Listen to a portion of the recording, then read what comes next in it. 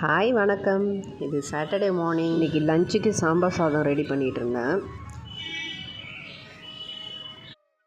1 cup ரைஸுக்கு 3/4 cup துவரம்பருப்பு, 4 cup தண்ணி விட்டு 4 விசில் வச்சுக்கணும். நமக்கு தேவையான காய்கறி எல்லாம் சேர்த்துக்கலாம்.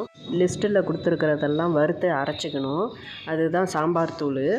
அதுக்கப்புறம் புளி ஊற வச்சுக்கணும். காய்கறி எல்லாம் தண்ணியில் போட்டு வேக வச்சு மஞ்சத்தூள், மிளகாய்த்தூள், குழம்பு மிளகாய்த்தூள், கொஞ்சம் சின்ன வெங்காயம், தக்காளி 2 சேர்த்துக்கணும்.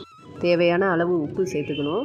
அரைச்சி வச்ச சாம்பார் தூளையும் சேர்த்துக்கிட்டு, அதுக்கப்புறம் கரைச்சி வச்ச நெல்லிக்காய் சைஸு, சின்ன நெல்லிக்காய் சைஸு புளி அதையும் சேர்த்துக்கிட்டு, நெய் விட்டு கடுகு, உளுத்தம்பருப்பு, பெருங்காயம், கருவேப்பிலை இதெல்லாம் போட்டு தாளிச்சிட்டு வெந்த சாதத்தையும் பருப்பையும் சேர்த்து தேவையான அளவு தண்ணி விட்டு கிளறி விட்டால் சாம்பார் சாதம் ரெடி.